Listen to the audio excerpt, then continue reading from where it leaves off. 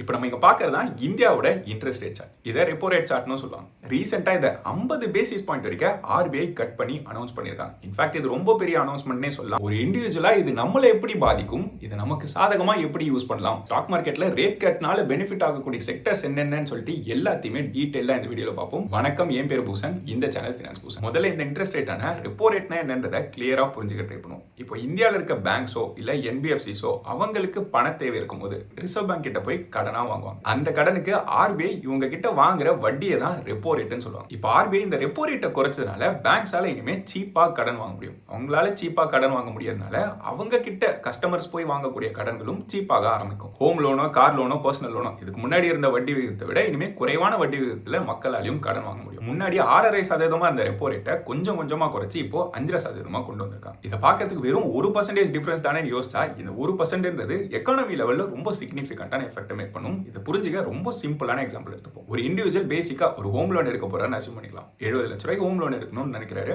9.5% வட்டி விகிதம். இதுக்கு அவர் கட்டக்கூடிய இஎம்ஐயும் மொத்தமா அவர் கட்டக்கூடிய தொகையும் இங்க நம்ம பார்த்துட்டு இருக்கோம். இப்போ 9.5% பதிலா இதை 10% வச்சிருக்காங்க. அதாவது 1% மட்டும் ஏற்றிருக்காங்கன்னு அசியூம் பண்ணுங்க. அந்த கேஸ்ல அவர் கட்டக்கூடிய இஎம்ஐயும் சரி இல்ல மொத்தமா அவர் கட்டக்கூடிய தொகையுமே ரொம்பவுமே அதிகமாக இருக்கு. இப்போ ஒரே ஒரு நபர் வெறும் 70 லட்ச ரூபாய் கடனுக்கு இந்த அளவுக்கு எஃபெக்ட் இருக்குன்னா ஓவரால் எக்கானமிலும் இல்ல பெரிய பெரிய பிசினஸ் அவங்க வாங்கக்கூடிய கடன்களுக்கு இது ரொம்ப சிக்னிஃபிகண்டாவே மாறுதலை ஏற்படுத்தும். ஜெனரலா இந்த இன்ட்ரெஸ்ட் ரேட் குறைஞ்சதுன்னா இஎம்ஐஸ் குறைஞ்சிட்டு வரும். அதே மாதிரி கடன் வாங்குறது இன்னும் அஃபோர்டபுளா மாறிட்டு வரும். இதனால கன்சியூமர்ஸ்க்கும் சரி பிசினஸ்க்கும் சரி ரொம்ப பெரிய பெனிஃபிட் ஏற்படுத்தும். ரெப்போ ரேட்டை குறைச்சது மட்டும் இல்லாம ஆர்பிஐ அவங்களோட சிஆர்ஆர் ரெக்வயர்மெண்ட்டே குறைச்சிருக்காங்க. இந்த சிஆர்ஆர்ன்றது கேஷ் ரிசர்வ் ரேஷியோ. அதாவது இந்தியாவில் இருக்கக்கூடிய எல்லா பேங்க்ஸுக்குமே ஆர்பிஐ கிட்ட இருந்து ஒரு பர்டிகுலர் ரெக்வயர்மெண்ட் இருக்கும். அவங்க கிட்ட இருக்க மொத்த டெபாசிட்ஸ்ல ஒரு பர்டிகுலர் பர்சன்டேஜ் ஆர்பிஐ கிட்ட சும்மா வச்சிருக்கணும். சும்மா வச்சிருக்கணும்னு சொல்லும்போது அதுல இருந்து அவங்களுக்கு எந்த வட்டியோ இல்ல இன்கமோ வந்துட்டு இருக்கு. இதுதான் சிஆர்ஆர்னு சொல்லுவாங்க. முன்னாடி இது 4% இருந்தது, இப்போ 3% குறைச்சிருக்காங்க. அதாவது 100 ரூபாய் டெபாசிட் வச்சிருந்தாங்கன்னா முன்னாடி 4 ரூபாய் ஆர்பிஐ கிட்ட கொடுத்துருக்கணும். சிஆர்ஆர் ரெக்வயர்மெண்டா இருந்தது. இப்போ அதை குறைச்சி 3% வச்சிருக்காங்க. இப்போ இந்த சிஆர்ஆர் குறைக்கப்பட்டதுனால பேங்க்ஸுக்கு அவங்க பணம் ஃப்ரீயா மறுபடியும் கிடைச்சிடும். அந்த எக்ஸ்ட்ரா பணத்தை இன்னும் அதிகமான லோன்ஸ் கொடுக்கவோ இல்ல இன்வெஸ்ட் பண்றதுக்கோ பேங்க்ஸ் யூஸ் பண்ணிக்கலாம். இந்த 1% சேஞ்ச்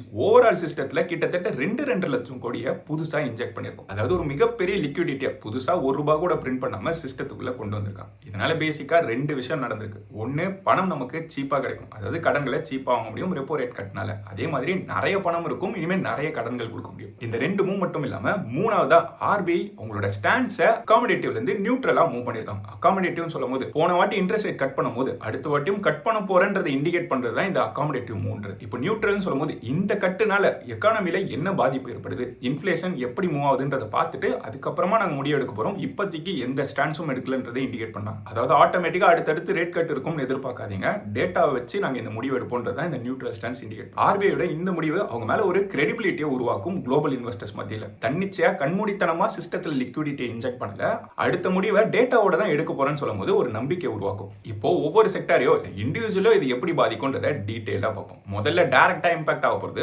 பேங்கிங் மற்றும் என்பிஎஃப்சி செக்டர்ஸ் தான். இப்போ பேங்க்ஸ் எடுத்தீங்கன்னா இது ஒரு மோஸ்டா பாசிட்டிவான விஷயம் தான். அவங்களுக்கு ஜெனரலா அவங்களுக்கு சீப்பா பணம் கிடைக்குது. அது மட்டும் இல்லாம அவங்களுக்கு நிறைய பணமும் கிடைச்சிருக்கு. ஆனா அதே சமயத்துல அவங்களோட பழைய டெபாசிட்ஸ் எல்லாமே ஸ்டிக்கியா இருந்துட்டு இருக்கும். இப்போ இந்த ரெப்போ ரேட்ஸ் குறைச்சதுனால அவங்க கஸ்டமர்ஸ்க்கு அவங்க கொடுத்த லோன்ஸோட இன்ட்ரெஸ்ட் ரேட்டுமே அவங்க குறைக்க ஆரம்பிக்கணும். இப்போ ஃப்ளோட்டிங் ரேட் லோன்லாம் கொடுத்துருக்காங்கன்னா ஹோம் லோன்ஸ் ஜெனரலா நிறைய பேர் ஃப்ளோட்டிங் ரேட்ல எடுத்திருப்பாங்க. அதாவது இன்ட்ரெஸ்ட் ரேட் குறைய குறைய இங்கேயுமே அது குறைய ஆரம்பிச்சிடும். அப்படின்னா என்ன அர்த்தம், பேங்க்குக்கு லோன்ல இருந்து வரக்கூடிய வட்டி விகிதமும் குறைஞ்சிக்கிட்டே இருக்கும். அவங்களோட இன்கம் குறைஞ்சிட்டே வரும். அதனால பழைய டெபாசிட்ஸ் இருக்கும் இல்லையா, இப்போ கொஞ்ச நாளுக்கு முன்னாடி யாரோ ஒருத்தர் டெபாசிட் போட்டிருக்காரு, அவர் 8% டெபாசிட் போட்டிருந்தாங்கன்னா அதே 8% ப்ராமிஸ் பண்ணதை அவங்க டெலிவர் பண்ணி தான் ஆகணும். ஸோ அவங்களுக்கு வருமானமா வரக்கூடிய லோனோட இன்ட்ரெஸ்ட் ரேட்ஸ் குறைஞ்சி பழைய டெபாசிட் ரேட்ஸ் அதிகமா இருக்கிறதுனால மார்ஜின்ல டெம்பரரியா ஒரு பிரஷர் இருந்துட்டு இருக்கும். ஆனா பேங்க்ஸோட கிரெடிட் growth உயர்ந்துகிட்டே இருக்கும். அவங்களோட லோன் புக்கும் கொஞ்சம் இம்ப்ரூவ் ஆகிட்டே வரும். அதுவும் பர்டிகுலரா ரீட்டைலுக்கும் எம்எஸ்எம்இக்கான லெண்டிங்கும் அதிகரிக்கும். தனிநபர்களுக்கு பார்க்கும்போது அவங்க எடுத்த கடனோட வட்டி விகிதம் குறைஞ்சிருக்கும். இப்போ ஹவுசிங் லோனை ஃப்ளோட்டிங் ரேட்ல எடுத்திருந்தாங்கன்னா அதுக்கான இன்ட்ரெஸ்ட் ரேட் குறைஞ்சிருக்கும். இப்போ பேங்க் உங்களுக்கு 2 ஆப்ஷன் கொடுப்பாங்க. ஒன்னு இஎம்ஐ குறைச்சிக்கலாம். அதாவது இஎம்ஐ குறைஞ்சதுன்னா நம்ம கிட்ட எக்ஸ்ட்ராவா லிக்விடிட்டி உருவாகும். ஆனா நம்மளோட லோன் டென்யூர் அதிகரிச்சிருக்கும். சீக்கிரமா கடன் அடைக்கணும்னு யோசிச்சீங்கன்னா இந்த இஎம்ஐ குறைக்காம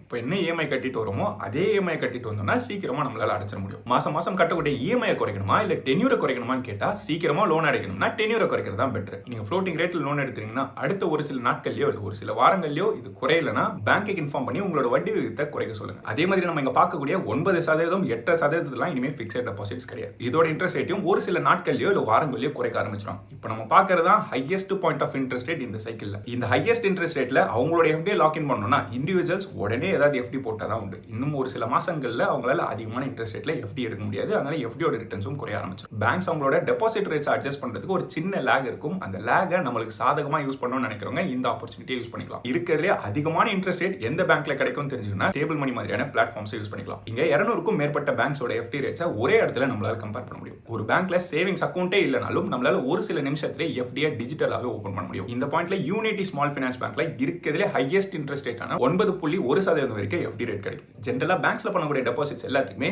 5 லட்சம் ரூபாய் வரைக்கும் டிஐ சிஜிசி இன்சூரன்ஸும் இருக்கும். அதனால ஒரு பேங்கே மூடப்பட்டாலும் அந்த பணம் நம்மளுக்கு திரும்ப கிடைச்சிடும். ரீசெண்டா 20 மில்லியன் வரைக்கும் சீரிஸ் பி ஃபண்டிங்கும் ஸ்டேபிள் மணி ரைஸ் பண்ணிருக்காங்க. இது ஆக்சுவலா லீட் பண்ணது இந்தியாவோட மிகப்பெரிய பிசினஸ் மேனும் இன்ஃபோசிஸோட கோஃபவுண்டரும் ஆதார் சிஸ்டத்தையே இந்தியாவில் லீட் பண்ண ரொம்ப ப்ராமினன்டான பிசினஸ் மேனான நந்தன் நீலகேணி. அவரோட இன்வால்மெண்ட் ஸ்டேபிள் மணியோட கிரெடிபிலிட்டியும் பில்ட் பண்ணுது. இந்த ரெப்போ ரேட்டோட இம்பாக்ட் டெபாசிட்ஸை பாதிக்கிறதுக்கு முன்னாடி சீக்கிரமா அதை அட்வான்டேஜா எடுத்து ஹையஸ்ட் எஃப்டி ரேட்டை லாக் இன் பண்ணா டிஸ்கிரிப்ஷன்லயும் கமெண்ட்ல இருக்க லிங்கை செக் பண்ணி ஸ்டேபிள் மணி ஆப்பை டவுன்லோட் பண்ணிக்கோங்க. ஸோ ஓவராலா பேங்கிங் செக்டருக்கு டெம்பரரியா மார்ஜின் பிரஷர் இருந்தாலும் இந்த ரெப்போ ரேட் கட் அவங்களுக்கு ஒரு சாதகமான சிச்சுவேஷன் சொல்லலாம். கடைசியா 2015 நடந்த ரெப்போ ரேட் கட்னால பேங்கிங் செக்டர் ஸ்டாக்ஸ் ரொம்ப நல்ல சிக்னிஃபிகன்டான ரன் அப் கொடுத்தது. இதுக்கு அடுத்தது ஹவுசிங் அண்ட் ரியல் எஸ்டேட் செக்டருக்கும் சாதகமான சிச்சுவேஷன் சொல்லலாம். ஹோம் லோன்ஸோட இன்ட்ரெஸ்ட் ரேட் குறைய குறைய இது பையர்ஸ் மத்தியில இன்ட்ரெஸ்ட் அதிகரிச்சுட்டே வரும். டெவலப்பர்ஸ்க்கு அது சாதகமா மாறும். ரியல் எஸ்டேட் செக்டர் பூம் ஆகும்போது நிறைய ப்ராஜெக்ட்ஸ் நடக்கிறதுனால அதை சார்ந்து இருக்கக்கூடிய இதர துறைகளுமே வளர்ந்துட்டு வரும். உதாரணத்துக்கு சிமெண்ட், ஒயரிங், ஸ்டீல் இல்ல பெயிண்ட்ஸ் மாதிரியான இதர செக்டர்ஸ்க்கும் பாசிட்டிவான இம்ப்ரூவ்மெண்ட் இருக்கும். அதே மாதிரி ஆட்டோமொபைல் செக்டருக்கும் இது பாசிட்டிவான ட்ரெண்ட்னே சொல்லலாம். ஆட்டோ லோன்ஸ் ஆன கார் லோனோ இல்ல பைக் லோனோ சீப்பா கிடைக்கிறதுனால நிறைய பேர் லோன்ஸ் எடுக்கிறதுக்கு ரெடியா இருப்பாங்க. ஆட்டோமொபைல் இண்டஸ்ட்ரீஸோட இன்புட் காஸ்ட் விழ விழ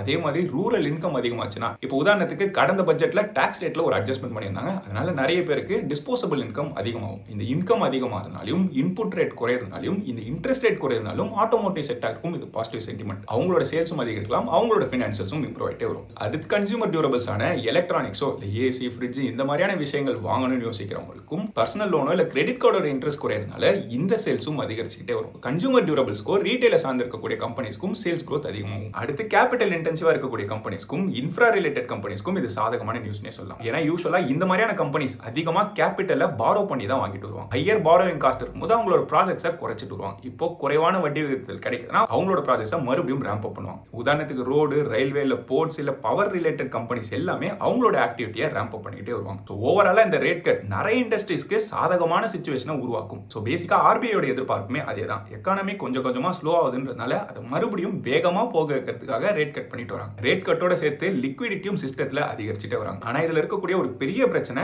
இது இன்ஃபிளேஷனை அதிகரிக்கிறதுக்கும் வாய்ப்பு இருக்கு. சிஸ்டத்துல எப்பெல்லாம் லிக்விடிட்டி அதிகமாதோ இல்ல இன்ட்ரெஸ்ட் ரேட் குறைவா இருக்க என்வாயர்மெண்ட்ல மக்கள் கிட்ட நிறைய பணம் இருக்கும். அப்படின்னா நிறைய ஸ்பெண்டிங் பண்ணுவாங்க, நிறைய கன்சம்ஷன் உயரும், எக்கானமிக் ஆக்டிவிட்டி எக்ஸ்பேண்ட் ஆகிட்டே வரும். அதே சமயத்துல அது பொருட்களோட விலையும் அதிகரிச்சுட்டே வரலாம். ஸோ ஓவராலா இந்த வீடியோவை சம்மரைஸ் பண்ணி ஒரு இன்வெஸ்டராகவும் தனிநபராகவும் நம்ம என்னெல்லாம் பண்ணணும்ன்றதையும் இப்போ ஒரு வாட்டி பார்த்துருவோம். ஸோ முதல்ல ஆர்பிஐ 3 ஆக்ஷன் எடுத்திருக்காங்க. ஒன்னு ரெப்போ ரேட்டை 50 பேசிஸ் பாயிண்ட் கட் பண்ணிருக்காங்க. சிஆர்ஆர் 100 பேசிஸ் பாயிண்ட் வரைக்கும் கட் பண்ணிருக்காங்க. அதே மாதிரி அவங்களோட ஸ்டாண்ட்ஸை அகாமடேட்டிவ்ல இருந்து நியூட்ரல் மூவ் பண்ணிருக்காங்க. அப்படின்னா என்ன அர்த்தம்? ஓவராலா ஷார்ட் டர்ம்ல கன்சம்ஷன் அதிகமாக்கி கிரெடிட்டையும் ரிவைவ் பண்ண ட்ரை பண்றாங்க. இதே மாதிரியான ஈஸியான பாலிசி ஃபியூச்சர்லயும் கிடைக்காதுன்றதை நியூட்ரல்ன்றது மூலமா இண்டிகேட்டும் பண்றாங்க. ஒரு இண்டிவிஜுவல் இன்வெஸ்டரான நம்ம banking, real estate, automobile sector, consumer durable இந்த மாதிரியான கம்பெனிஸை க்ளோஸா ட்ராக் பண்ணிட்டு வரலாம். அதே மாதிரி ஃப்ளோட்டிங் ரேட் லோன் எடுத்தீங்கன்னா உங்களோட இன்ட்ரெஸ்ட் ரேட்டும் குறைஞ்சிட்டு வரும். நீங்க கட்டக்கூடிய இஎம்ஐ குறைக்கிறேன்னு சொல்லுவாங்க, அதை குறைக்காம வேணும்னா டென்யூரை குறைச்சிக்கோங்க. அதே மாதிரி அடுத்த சில நாட்கள்ல புதுசா போடக்கூடிய எஃப்டியோட இன்ட்ரெஸ்ட் ரேட்டுமே குறைஞ்சிரும். பழைய எஃப்டிஸ்க்கு அதே இன்ட்ரெஸ்ட் ரேட் தான் கொடுப்பாங்க. இந்த இடைப்பட்ட கேப்ல தான் உங்களால ஹையஸ்ட் இன்ட்ரெஸ்ட் ரேட்டை லாக் இன் பண்ண முடியும். இருக்கிறதுல நல்ல இன்ட்ரெஸ்ட் ரேட்டோட எஃப்டி போடணும்னு யோசிச்சிருந்தீங்கன்னா கீழே இருக்க ஸ்டேபிள் மணி ஆப்பை செக் பண்ணி பாருங்க. புதுசா காரோ இல்ல பைக்கோ லோன்ல வாங்கணும்னு யோசிச்சிருந்தீங்கன்னா இன்ட்ரெஸ்ட் ரேட் குறைஞ்சிடா, அதுவும் சாதகமான சிச்சுவேஷனே சொல்லலாம். இது வரைக்கும் இந்த வீடியோல பார்த்த இன்ஃபர்மேஷன் யூஸ்ஃபுல்லா இருந்ததுன்னா இந்த வீடியோ லைக் பண்ணுங்க.